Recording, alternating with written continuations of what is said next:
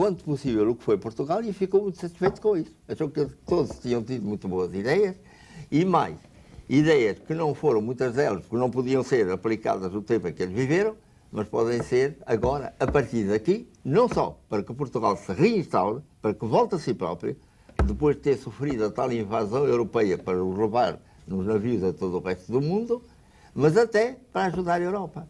Quando se fala nessa adesão de Portugal à CEE e coisas parecidas, eu só vejo aquilo como um desembarque de Portugal na Europa para ajudar a coitada da Europa a ver se tem algum jeito depois de toda esta confusão em que anda. Vendo Portugal muito claramente que a Europa, para conseguir o que conseguiu de avanço da ciência e de avanço da tecnologia, teve que sacrificar muito da sua humanidade. Que agora ainda pode fazer isso em planos que nos interessam e que interessam ao mundo inteiro. Mas que a pouco e pouco Portugal tem que mostrar a contrapartida que ela é. A economia capitalista que eles têm que levar até ao fim, porque é a única, creio eu, que pode realmente inaugurar a paz, de não haver carência alguma para o mundo. Mas, ouça lá, Sr. Professor, mas o capitalismo é a exploração do homem pelo homem, não é? É a guerra do homem contra o homem, em que cada então, um procura inventar um lápis mais perfeito do que o lápis que inventou o outro, para o poder vender, atraído pelo lucro ou qualquer coisa assim. Mas evidentemente que mas por nós, isso... os poetas, somos contra o lucro, não é? Diga? Nós, os poetas, somos contra o lucro. Bem, isso aí é muito complicado porque podemos ter lucros de outras espécies, não é? Do lápis. Não os económicos, etc. Mas é a única economia que pode desenvolver o mundo até à altura de podermos ter as mesmas condições em que viviam, supomos, porque sabemos da arqueologia e porque sabemos da vida de alguns que ainda sobrevivem, em que não faltava nada para eles, em que eles percorriam o mundo à vontade e tinham sempre que comer e tinham sempre possibilidade de contemplar a beleza que os podia impressionar.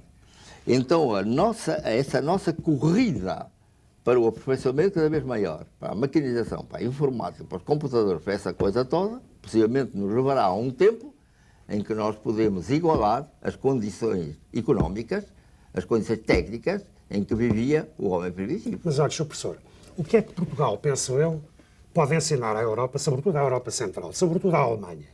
A Alemanha não se vai reunificar, vai unificar-se. De qualquer das formas, a Alemanha foi, digamos, durante 2, 3 séculos, hegemonicamente cultural, não é? Dali saiu a poesia, a música, a arquitetura, a filosofia, etc, etc.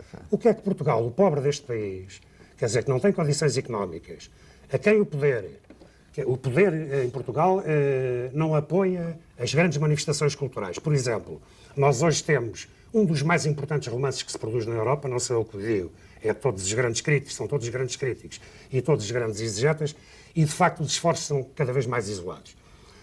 Quer dizer, eu não vejo muito bem como é que Portugal pode auxiliar uma Europa cada vez mais desenvolvida e, penso eu, cada vez culturalmente mais poderosa.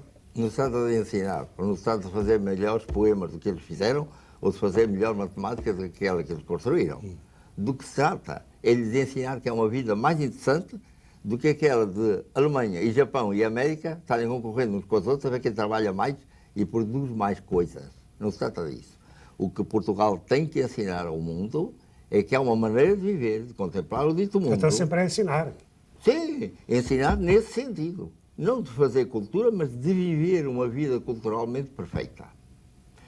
Podem os alemães terem inventado o que quiserem, mas de facto, se nós vamos ao Camões ou vamos ao Vieira, com a ideia que eles tiveram do que seria a verdadeira vida do homem, o corpo satisfeito de todas as suas necessidades, o que podemos hoje fazer por meio da economia, e depois disso, por outro lado, poder viver uma vida completamente livre, para contemplar o mundo, para colher toda a beleza do mundo, para ouvir a voz da deusa, se quisermos falar como o Camões, ou para ouvir a voz de Deus, como se quisermos ouvir falar o jesuíta António Vieira, mas de qualquer maneira apreendermos a beleza do mundo e a lição que é para nós, o que pode ser para nós, tudo quanto existe de vivo e no mundo, e de construtivo. Não é? Mas veja, por exemplo, nos últimos, digamos, 150 anos, o mundo, ou parte do mundo, substancial parte do mundo, viveu sob o pensamento de 3 alemães que eram 3 judeus. O Marx, o Freud e o Einstein. Isso está tudo a ser posto em causa, pensa o seu professor? tê-los posto em prática, de maneira que eles próprios poderiam considerar errada se tivessem que olhar, pode ter sido erro. Entender aqueles que foram geniais, entendê-los nas suas intenções, mas ter muito cuidado com a aplicação prática, porque o tempo não pode ser o exato, ou a maneira como as pessoas o entenderam pode não ser a certa, isso evidentemente tem que se pôr de parte. Então, sobretudo, há que aprender uma coisa, que é esperar que a vida venha no seu caminho e nos incite àquilo que temos que fazer, em lugar de estarmos continuamente fabricando planos para a vida que podem atrapalhar os planos que a vida tinha para nós. E o português é muito mais isso. Mas os Esperar homens... que o tempo venha.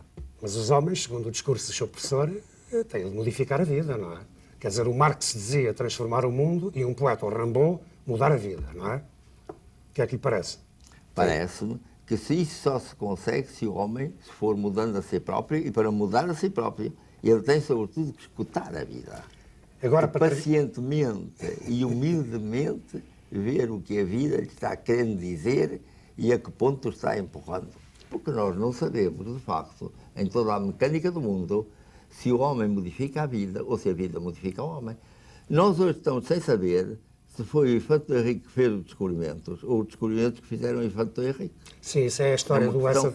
Uma questão Isso é a história discutível. É a história do Essa de Queiroz, quando se referiu ao Ramalho Ortigão, não sabia se o Ramalho Ortigão era o autor das farpas ou as farpas o autor do Ramalho. Evidente. Mas de qualquer das formas, para este final desta belíssima conversa vadia, eu queria lhe fazer uma última pergunta. Diga.